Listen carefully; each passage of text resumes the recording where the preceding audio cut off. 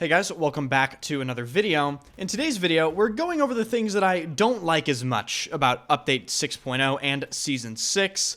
As I told you in the previous video, I'm always going to try to be authentic with my opinions and my takes on my videos, and funnily enough, people have actually been asking me about what I don't like about Season 6, because apparently I've been so positive about the season that people are wondering if I'm okay. So what I'm going to do in this video is I'm going to go over some patch notes that I didn't go into in that much depth in the last video. There are some changes that I definitely don't like, and I'm going to explain to you in detail as to why I don't like them and provide arguments. This is not going to be a video where I yell into the microphone for 8 or 10 minutes. And before we get into the video, I just want to say thank you guys so much for the insane support on the last two videos. Both videos nearing 20,000 views already, just 1 or 2 days after I uploaded them. Insane support, I really appreciate it. And I must say, it is good to see the comment section be positive as well as a result of just watching the video and hearing the changes that are coming. I do think Season 6 has piqued some people's interests that maybe they weren't interested before. So let's just jump right in. Thank you guys so much for watching. If you enjoy the content, hit the like button and subscribe to the channel.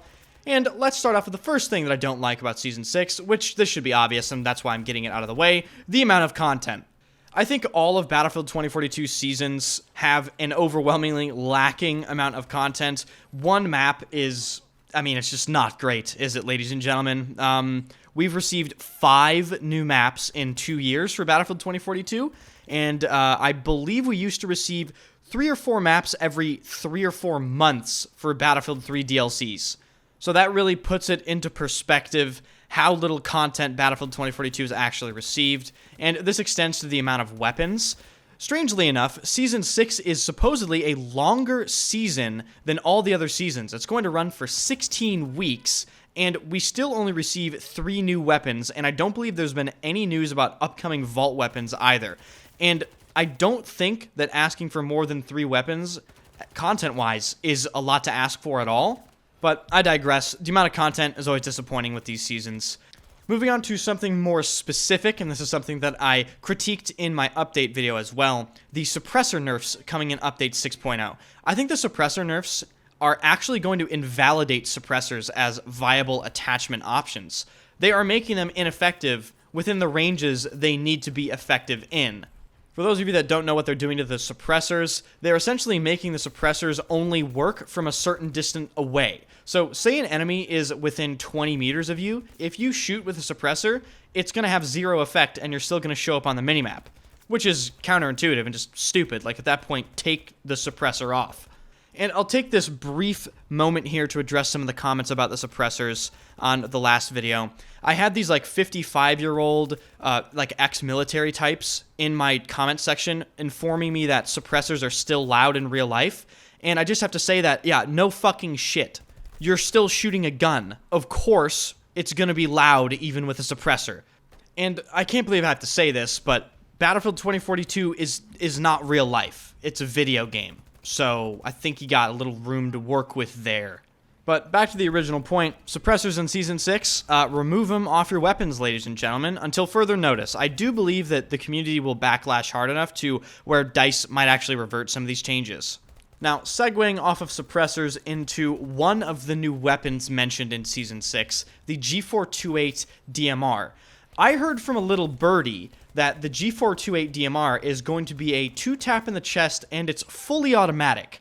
If that is the case, can we nerf that before it even releases? Because I don't really want to die to it. Comment down below, do you want to get 2-shotted by a full auto DMR? I don't really think so. Because those of us that lived through the BSVM era, we're talking pre-nerf BSVM, headshot, body shot out to 150 meters sort of shit. Yeah, I don't really want to deal with that again.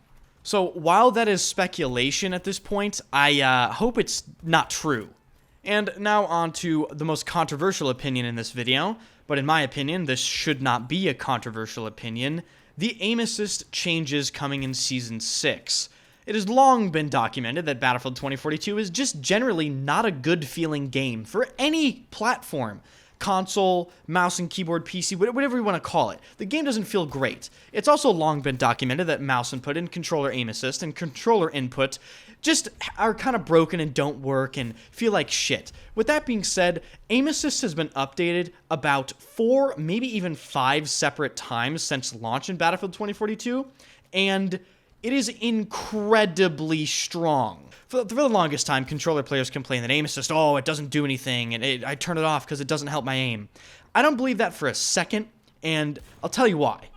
This is about the 4th or 5th time Battlefield 2042 has undergone aim assist improvements and changes, and it is now reaching the realm of Call of Duty aim assist, in my opinion, and that's not where it ends, because those of you that are more read up on controller input in Battlefield 2042 are aware that controllers get less recoil, both vertical and horizontal, on top of a less harsh first shot recoil multiplier. And this makes it so that controller has incredibly little recoil combined with aim assist that is now being made stronger seemingly almost every major update. What they're doing in Season 6 is they're adding more ways to customize your aim assist. And this essentially means you can dial it in even more. And while I understand that aim assist is a sort of accessibility feature to some extent, I do think we're reaching that slippery slope with aim assist in Battlefield to where it's getting a little too close to Call of Duty, it's getting a little too close to Apex level aim assist, and we all know what happens when you reach that level of aim assist. No one ever shuts the fuck up about it.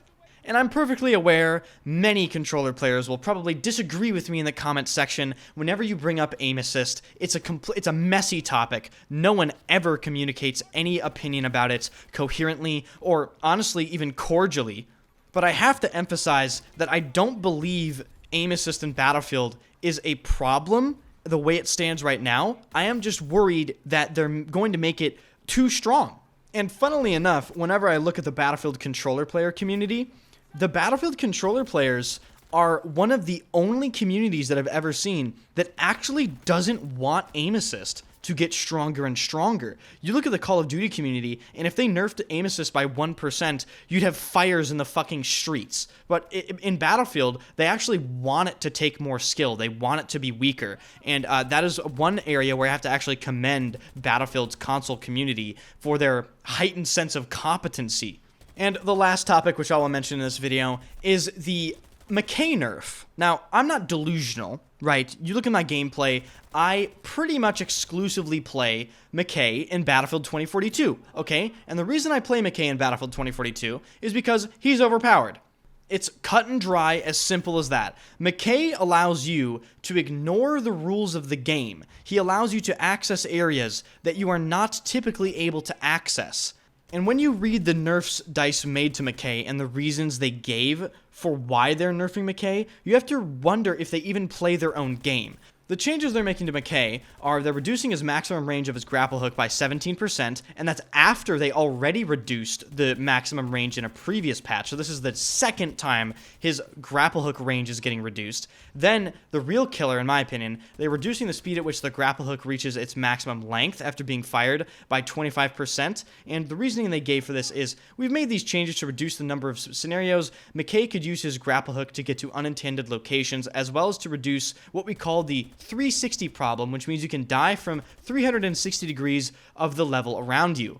And when I read these nerfs and when I read their reasoning, I couldn't help but laugh, because I just thought of a scenario on Manifest where we're playing with nerfed Mackay, but then here goes DICE, and they allow you to take a grapple hook up to a 200-foot crane, which then allows you to parachute onto hundreds of different areas of different height without a grapple hook at all. And there are so many different areas where you can point this inconsistency in their logic out. On exposure, for instance, you don't need a grapple hook to get into weird areas of height on exposure. You don't need a grapple hook to get into weird areas of height on Manifest, or on Kaleidoscope, or on half of these maps in the game. And furthermore, didn't DICE understand that once they put Mackay in the game, they've created an unfixable imbalance between specialists? Because naturally, if Mackay's the only specialist that can grapple hook up to different levels of height, it's going to create an imbalance compared to all the other specialists. You can't really fix that. So my opinion with this subject is, if you want to reduce the quote-unquote 360-degree problem, you have to, number one, stop enabling it by default by putting a bunch of weird-ass grapples everywhere on the map in the first place. You had to not put Mackay in the game in the first place, and you also had to design better maps in the first place, okay? Because let me tell you something. I die to people 360 degrees around me from weird areas of height, and they're not even playing Mackay. They're playing Sundance. They're playing these other characters. And they get to those weird areas of height just like Mackay can by other means. Like I said, the grapples on Manifest, the grapples on Exposure. They get there any way they possibly can. So I just fail to see how making Mackay basically more irritating to play is going to fix a problem that just can't be fixed inherently due to the design of your video game. And that's my 2 cents on those subjects. If you enjoyed the content, be sure to hit the like button and subscribe to the channel. I stream every single day at twitch.tv/enders. Be sure to drop a follow on my Instagram account, Twitter account, and join the Discord. All links are in the description. Let me know what you think in the comments, and I'm going to see you guys later.